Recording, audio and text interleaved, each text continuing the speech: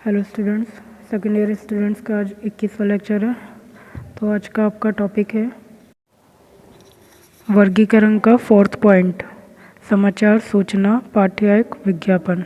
ठीक है, तो इसमें भी विज्ञापनों का जो वर्गीकरण किया गया है ये उसका फोर्थ पॉइंट है। तो इसमें भी यही बताया गया है कि विज्ञापन के लिए किस किस टेक्निक तरह के विज्ञापन बनाए जाते हैं, क्या क्या टेक्निक यूज़ की जाती है। ठीक है, तो ये भी एक तरीके का विज्ञापन है जिसमें है कि सामान्यतः जो विज्ञापन देखने में समाचार की तरह दिखाई देते हैं वे समाचार, सूचना, पाठ्यक विज्ञापन कहलाते हैं। मीन्स सामान्यतः मतलब कि साधारण रूप से या जैसे भी जो आसानी से दिख जाते हैं, मिल जाते हैं, सामने ही हमारे न्यूज़पेपर में हमें दिखाई दे जाते हैं। ये जो विज्ञापन होते हैं वे देखने में समाचार की तरह दिखाई देते हैं। मीन्स जैसे आप विज्ञापन मतलब कि न्यूज़पेपर पढ़ते हो तो जो भी आप न्यूज़ पढ़ते हो, सपोज़ कीजिए किसी कॉलेज की न्यूज़ है या कोई फैमिली की न्यूज़ आ रही है या किसी गवर्नमेंट से रिलेटेड कोई न्यूज़ आ रही है, तो ऊपर हेडिंग डाला रहता है और उसके नीचे मैटर लिखा रहता है ना।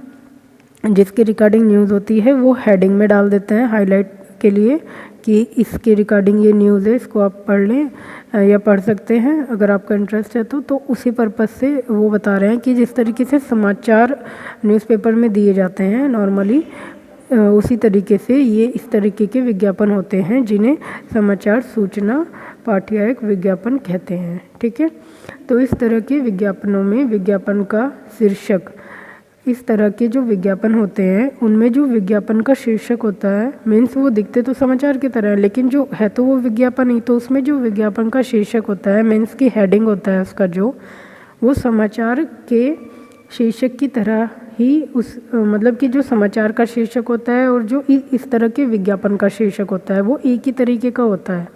जैसे कि समाचार में जो आपका हेडिंग होता है, फॉर एग्ज़ाम्पल जैसे वो न्यूज़ आई थी 370 धारा हुई ख़त्म, तो इस तरीके से तो जैसे उसके बारे में बताया गया था तो ऊपर ही एक हेडिंग डाला गया था 370 धारा के बारे में, है ना। तो हुई मतलब 370 धारा, एक उन्होंने जो मेन पॉइंट डालना था वो उन्होंने हेडिंग के रूप में वही लिख दिया था 370, है ना। तो एक चीज़ है कि जब उन्होंने नीचे न्यूज़ दी तो वो हेडिंग माना गया, तो उसको ही वो शीर्षक मान रहे हैं। तो जिस तरीके से समाचार के शीर्षक होते हैं उसी तरीके से इस तरीके के विज्ञापन के भी शीर्षक होते हैं मीन्स कि उस तरीके से ही उनको टाइप किया जाता है। अब यहाँ पे टाइप ऑफ फेस का एक छोटा सा मीनिंग या अर्थ या एक लाइन परिभाषा के रूप में आप लिख सकते हैं, वो है type of face. Type face means मुद्रित होने वाले अक्षर का कोई विशेष रूप, आकार अथवा वर्ग। ठीक है, मीन्स उनका कोई रूप, उनका कोई आकार या उनका कोई वर्ग। ठीक है, साइज़ या एक ब्लॉक में या कुछ भी, है ना। तो इस तरीके से टाइपोग्राफी तरीके से जिस तरीके से वो समाचार में शीर्षक डालते थे ऐसे ही वो इस तरीके के विज्ञापनों में भी शीर्षक डालते हैं, उसी आकार में होते हैं। तो टाइपफेस और उसी आकार में होते हैं तथा अंदर का संदेश भी अखबार के टेक्स्ट मैटर की तरह ही उसी टाइपफेस के अनुसार उसी प्रकार का रहता है। तो इसमें भी ये वही चीज़ बता रहे हैं आपको कि जो उसका टेक्स्ट होता है, जो लिखने का उसको तरीका होता है, जो समाचार का होता है वही आपके इस तरीके के विज्ञापन का होता है जिसे समाचार, सूचना, पाठ्यक विज्ञापन कहते हैं। ठीक है, जिस तरीके के टाइपफेस में अखबार मुद्रित होता है, मुद्रित मीन्स प्रिंट होता है या छापा जाता है, ठीक है, वैसे ही इस तरीके के विज्ञापन छापे जाते हैं। तो नॉर्मली ये आपको इमेज भी दिख रही है कि ये बिल्कुल आपको देखने में ऐसे ही लग रहा है जैसे कोई न्यूज़पेपर हो, है ना। तो आगे है, देखने में ये विज्ञापन समाचार ही लगते हैं किंतु ये उपभोक्ता को भ्रमित करते हैं कि यह समाचार है या विज्ञापन। तो जैसे कि आपको इमेज दिखाई दे रही है, इसको देख के आपको भी लग ही रहा होगा कि ये विज्ञापन है या न्यूज़ है, क्योंकि न्यूज़ भी सेम इसी तरीके से इसी पैटर्न में छापी जाती है। तो उसी के लिए ये बता रहे हैं कि इस तरीके के विज्ञापन उपभोक्ता को या ग्राहक को या पढ़ने वाले को भ्रमित करते हैं। ठीक है, क्योंकि वो कंफ्यूज हो जाते हैं कि ये विज्ञापन है यह समाचार है, न्यूज़ है कोई, है ना, तो पढ़ने के बाद ही उनको पता लगता है कि ये समाचार है व यह विज्ञापन। आगे है, इसमें पहचान के लिए अधिकतर विज्ञापन के नीचे कोने में छोटा सा एडवर्टाइजमेंट का शॉर्ट फॉर्म एडवर या पूरा शब्द एडवर्टाइजिंग भी लिखा जाता है। ठीक है, तो इस इमेज को आप लार्ज करके अगर देखोगे या आप नेट पे भी सर्च कर सकते हो, तो इसमें नीचे कॉर्नर में लिखा रहता है एडवर्टाइजिंग या फिर ADV। ठीक है, तो आगे है, इस प्रकार के विज्ञापनों का पाठ्यक प्रथम दृष्टि में समाचार ही समझा जाता है। मतलब कि इस तरीके के जो विज्ञापन होते हैं उनको जब पढ़ा जाता है तो फर्स्ट ऑफ ऑल तो उनको समाचार या कोई न्यूज़ ही समझा जाता है। पढ़ने के बाद ही ये पता लगता है कि ये एक्चुअली विज्ञापन है। ठीक है, तो और उसे समाचार के रूप में पढ़ता है।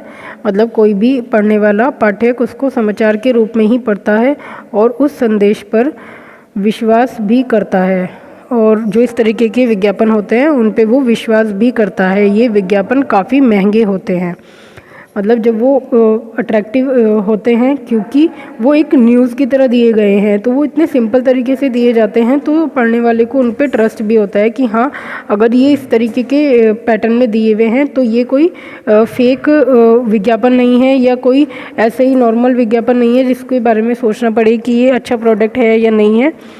उसको एक सीरियस वे में लिया जाता है, जिस तरीके से हम न्यूज़ को सीरियस वे में लेते हैं कि ये जो सब न्यूज़ है ये रियल है, रियलिटी है ना, इसलिए ये न्यूज़ के रूप में हमारे सामने न्यूज़पेपर में है। तो उसी तरीके से इसके बारे में भी वही व्यू या थिंकिंग बना ली जाती है पढ़ते वक्त कि हाँ ये रियल ही है। तो इस तरीके के विज्ञापन पे विश्वास किया जा सकता है ना, तो या फिर कर लेते हैं, है ना। तो और ये विज्ञापन महंगे होते हैं। तो जैसे कि मैंने और सब विज्ञापन के बारे में आपको बताया है, वर्गीकृत या विस्तृत विज्ञापन, तो वो जैसे सस्ते विज्ञापन होते हैं, लेकिन ये विज्ञापन महंगे विज्ञापन होते हैं। मतलब कि विज्ञापन निर्माता जो विज्ञापन बनाता है, विज्ञापनकर्ता इनका ज़्यादा चार्ज लेता है जिसके भी लिए वो विज्ञापन बनाता है ना, यह छापता है। या न्यूज़पेपर वाले भी इसका अधिक चार्ज लेते हैं अपने न्यूज़पेपर में इसको देने के लिए, छापने के लिए। तो ठीक है, इसमें सिंपल यही आपको बताया गया है कि इस तरीके के विज्ञापन कैसे होते हैं और न्यूज़पेपर में किस पैटर्न में ये दिए जाते हैं, इसमें किस तरीके की बॉडी कॉपी होती है, क्या टाइप फेस होता है, क्या इसकी टाइपोग्राफी होती है ना। तो इसको और ज़्यादा सर्च करने के लिए आप इसकी इमेजेस और भी देख सकते हैं।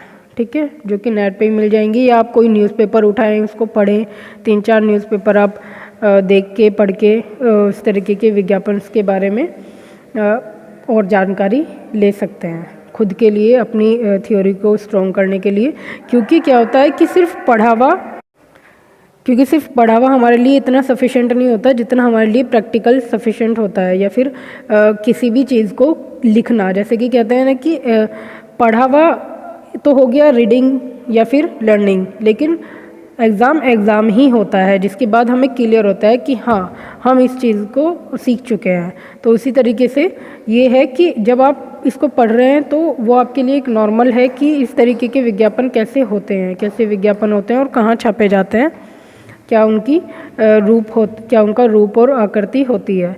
लेकिन उनको देखने के बाद आपको कभी भी जब इस तरीके के विज्ञापन आपके सामने आएंगे तो आपको याद रहेगा कि ये इस विज्ञापन को समाचार सूचना पाठक विज्ञापन कहते हैं। ठीक है, तो ये आपका पॉइंट, इवन आपका ये टॉपिक वर्गीकृत विज्ञापन का वर्गीकरण, जो कि 4 भागों में बांटा गया था। विस्तृत विज्ञापन, वर्गीकृत विज्ञापन, वर्गीकृत विस्तृत विज्ञापन, और 4th है आपका समाचार सूचना पाठक विज्ञापन। तो ये टॉपिक आपका यहाँ पे ख़त्म होता है। अब आपका नेक्स्ट वीडियो में नेक्स्ट टॉपिक आ जाएगा। Okay students, take care.